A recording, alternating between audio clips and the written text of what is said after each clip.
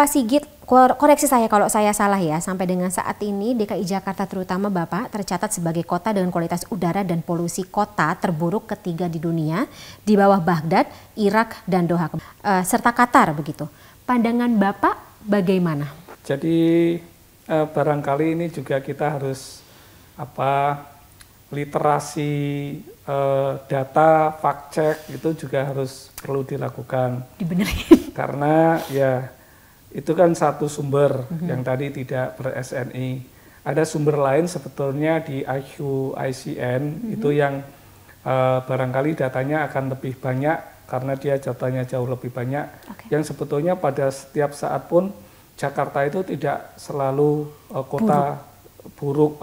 Kalau sekarang memang tadi karena kondisinya berpindah ke selatan itu yang lagi peningkatan itu memang kita akui kejadian tidak sehat itu lebih sering gitu di Jakarta. Tapi tidak seburuk selalu dikatakan nomor 1, nomor 2 itu seperti itu. Top 5. Top 5 itu. Barangkali harus dicek juga di sumber informasi yang lain. Dan kalau kita lihat juga di ISPO di sistem kita yang dikatakan bahwa kalau pas hari libur itu Jakarta masih tidak sehat. Sebetulnya kalau dilihat yang sekarang itu, yang kuning itu ada di daerah Bogor, ada di daerah Bekasi, Tangerang, dan di daerah Kerawang gitu. Daerah penyangga semua ya? Ya, ada satu yang di Lubang Buaya yang masih kuning di Jakarta. Tapi itu terpengaruh dari open burning dari kegiatan masyarakat yang buang bakar sampah, ada industri baterai atau apa yang bakar di sana lokasinya. Tapi di dalam kota sebetulnya biru kondisinya. Jadi ngecek lagi gitu. Takutnya kita kan kayak ada istilah psikologi itu kan bandwagon effect gitu. Jadi kita itu memang di DNA kita didesain untuk selalu sama dengan orang lain. Mayoritas gitu. suara yang ada mayoritas di sekitar kita. Suara gitu. Padahal kan belum tentu yang mayoritas suara itu benar gitu. Jadi kritis terhadap informasi, kemudian fact check, mencari informasi yang lain itu menurut saya adalah kompetensi yang harus kita miliki di zaman digital sekarang ini. Baik. Bicara lagi mengenai kualitas udara kalau begitu di Jakarta ya Bapak ya, mungkin bisa diliterasi sekaligus gitu kepada pemirsa dan juga masyarakat.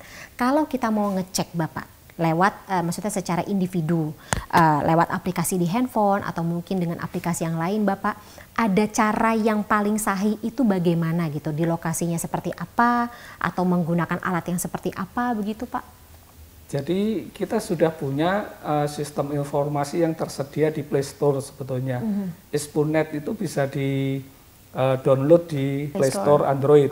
Nah itu tidak hanya bercerita udara di Jakarta, Jabodetabek, bahkan seluruh Indonesia kita punya stasiunnya.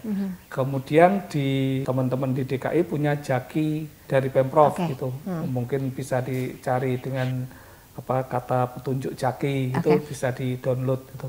Itu bisa melihat secara spasial mana yang biru, mana yang kuning gitu. Biru itu menandakan baik, kalau hijau itu sehat, kemudian itu sedang, kalau kuning itu tidak sehat, kalau merah itu berbahaya, kalau hitam itu sangat berbahaya.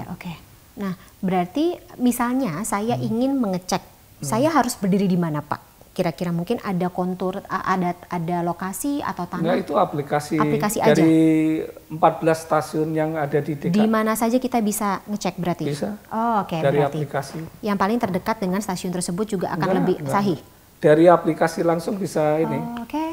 Masing-masing akan mengukur di tempatnya. Itu memang prinsipnya kan nggak boleh diinterpolasi. Namanya emisi itu nggak mungkin diinterpolasi. Itu prinsip yang diinterpolasi itu kalau misalnya dia datar flat gitu, itu bisa diinterpolasi. Tapi ini kan kita ada gedung, ada jalan raya, ada yang menanjak, itu yang ada infrastruktur lainnya lah ya Pak ya. Itu yang sifat lokalnya pencemaran udara tadi yang efek street canyon itu sangat berpengaruh. Okay. Mungkin kita di sini, terus di samping gedung sebelah beda konsentrasinya. Okay. Karena ini downwind, ini upwind gitu, juga akan beda. Oke, jadi kemanapun kita pergi, kita masih bisa sama-sama untuk mengecek ya Pak ya dengan aplikasi tersebut. Dengan aplikasi itu. Tapi aplikasi itu bukan sensor loh ya. Aplikasi itu melihat dari stasiun-stasiun fix yang sudah ada di DKI Jakarta dan KLH BMKG. Baik. Nah, sambil kita memantau begitu lewat aplikasi yang kita punya masing-masing begitu Bapak. Kita tahu juga dari pemerintah sendiri, baik pemerintah pusat maupun pemerintah daerah, terutama yang ada di wilayah Jabodetabek, sudah memberlakukan tanggap darurat begitu Pak selama 3 bulan ke depan. Termasuk opsi untuk WFH. Menurut Bapak seefektif apa Pak WFH gitu menekan orang-orang, mencegah orang-orang untuk keluar rumah dan menggunakan transportasi begitu? Oh, kayaknya belum sampai ke tanggap darurat ya. Tanggap darurat dikoreksi itu ya. Kalau sudah hitam itu kita pakai itu di kondisi kebakaran hutan, lahan dan hutan. Jadi begitu hitam dideklarasikan oleh bupati, gubernur bahwa kondisi darurat. Tapi sebetulnya itu lebih kepada memudahkan untuk resources penanggulangan bencana itu dikeluarkan. Kalau di Jakarta kita sudah, karena penduduknya banyak, kemudian kita teredukasi semua, masih kuning, sudah mulai diantisipasi tadi working from home. Hybrid. Ya, jadi prinsipnya memang untuk mengurangi pencemaran, terutama dari transportasi itu adalah pertama mengurangi kebutuhan untuk perjalanan. Mobilisasi dari masyarakat ya. Mobilisasinya dikurangi kalau nggak butuh atau kalau bisa kerja di rumah bisa dilakukan. Kemudian yang kedua adalah switching policy. Jadi kita sekarang itu kan seperti terjebak di dalam lingkaran kemacetan. Kita kaya, pengennya beli mobil butuh jalan. Jalan ada, beli mobil lagi, beli mobil macet lagi gitu. Jadi ada siklus kemacetan yang kita nyaman gitu. Kita kan terus. Kayak bukan nyaman Pak, terbiasa. Ya, karena 1,6 juta per tahun kendaraan per tahun tambah setiap tahunnya di Jakarta. Nah, itu jadi berarti jadi kita kan akan terus terjebak seperti itu.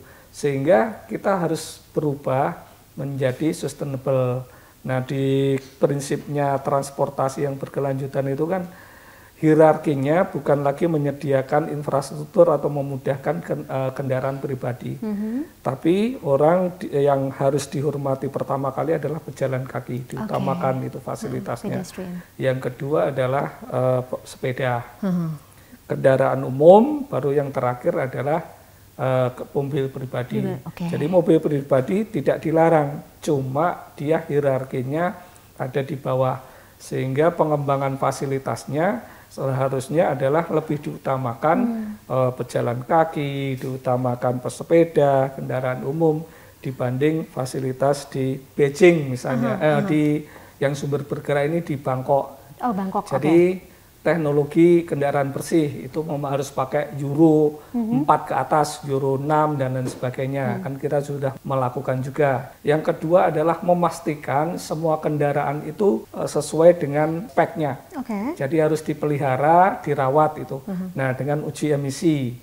Kemudian menggunakan kandungan sulfur dalam bahan bakar. Itu kan sudah di Euro 4 itu sudah mengurangi 50% dari sulfur yang ada di solar biasa. Dalam bahan bakar yang kita gunakan. Dalam bahan bakar yang kita gunakan. Jadi kalau di Jakarta masih menggunakan solar, itu berarti tidak ramah lingkungan. Itu masih sekitar 5.000-an miligram per liter sulfurnya. Saya lupa angka tepatnya. Kemudian transportasi yang lebih baik dan ada pembatasan kendaraan bermotor. Misalnya ada zona yang dia hanya boleh 3-in-1 yang kita kenakan. Ada zona yang hanya boleh kendaraan yang lolos uji emisi, hanya boleh yang di Inggris itu kan ada ultra low emission zone, artinya ya kendaraannya kendaraan yang listrik, hidrogen, yang seperti itu. Oke, nah penggunaan kendaraan listrik itu juga yang juga namanya jadi pembicaraan begitu di tengah warganet. Ini apakah kementerian atau katakanlah pemerintah ini mau menggalakkan penggunaan kendaraan listrik kepada warganya atau bagaimana Pak? Mengingatkan kendaraan listrik selain harganya mahal begitu ya Bapak ya, kebetulan infrastruktur pendukungnya juga belum memadai yang ada di wilayah kita. Jadi ini kan sebetulnya sudah ada program lama. Dan menurut saya yang perlu didorong tadi yang sustainable transportasi tadi. Lebih kepada mau nggak kita sebetulnya mau ke toko jalan kaki saja atau naik sepeda. Sekarang kan dikit-dikit pakai sepeda motor. Kemudian mau nggak kita sebetulnya naik kereta gitu. Jadi memang tadi karena lingkaran kadang-kadang di prasarana umum pun juga begitu. Kalau prasarana umum nggak banyak menggunakan, maka investasinya kurang. Investasi kurang semakin memburuk. Tapi kalau misalnya kita berkeinginan pakai transportasi umum, pasti ada suplainya. Namanya demand kan pasti ada supply. Dan memang untuk memulai itu ya harus ada pengorbanan. Lifestyle kita juga harus tadi kendaraan umum, sepeda, kemudian jalan kaki diutamakan. Nah, berarti ini maksudnya untuk pemerintah sendiri gitu. Kalau kita tadi melihat bagannya Bapak yang harus diprioritaskan atau yang harusnya paling nyamankan begitu adalah para pejalan kaki.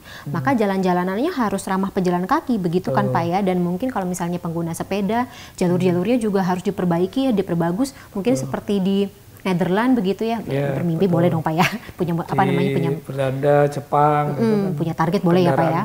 Terus kemudian jalan kaki, sepeda, kereta api. Nah, transportasi umumnya begitu untuk integrasinya juga harus lebih diperbaiki, digalakan, armadanya diperbanyak begitu ya Bapak. Soalnya jadi curhat nih Bapak ya, naik mobil gitu kendaraan pribadi dari rumah saya menuju ke kantor hampir sama gitu durasinya dengan saya kalau naik kereta.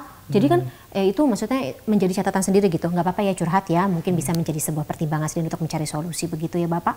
Nah, Pak Sigit, kalau dari negara-negara atau kota-kota yang kita lihat ini Bapak, New York, London, Hong Kong, Beijing dan juga Bangkok Pak.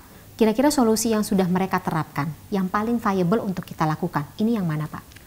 Kalau dekat saja kita belajar dari Bangkok tuh, kita melakukan uji emisi untuk untuk memastikan kendaraan dirawat, kemudian Euro 4 kita sudah implementasikan, tapi juga harus konsekuen. Artinya sebetulnya kalau sudah di Jakarta ya nggak layak beli solar, nggak layak pakai yang ronnya yang seperti itu gitu. Harus ada kesadaran kita semua. Nah dari Bangkok dan juga London Bapak yang katakanlah sumber polusi udaranya hampir sama dengan Indonesia. Ketika mereka memberlakukan kebijakan tersebut, hasilnya akan terlihat atau efektivitasnya terlihat berapa lama Pak? Kalau Bangkok kan dulu terkenal sebagai yang hampir sama dengan Jakarta, polusi. Tapi sekarang mereka udah bisa keluar dari dari yang kota mempunyai polusi tinggi. Kemudian kalau London kan juga udah dari dulu gitu. Tapi sebetulnya yang memang perlu waktu dan kolaborasi bersama gitu. Ini kan jadi mestinya pergerakan perubahan lifestyle gitu. Jadi kalau kita melihat yang namanya kota modern itu adalah kota yang efisien. Kayak di Jepang gitu. Kenapa disebut kota yang paling efisien? Ya karena tadi sebagian besar orang jalan kaki, kemudian naik sepeda, transportasi umum kereta api digunakan. Ya tidak banyak di Jepang kan dijumpai sepeda motor jarang. Betul. Naik mobil juga dapat jarang. Di Tokyo pun kalau mau beli mobil kan juga susah. Mahal. Harus dipastikan punya tempat parkir. Jadi dibuat semacam itu. Bahkan kalau nggak salah dengar di Singapura itu kan harus daftar dulu sekian tahun baru dapat permit punya mobil gitu. Tapi fasilitas umum, transportasi umum, jalan kaki, jalan sepeda kan disediakan.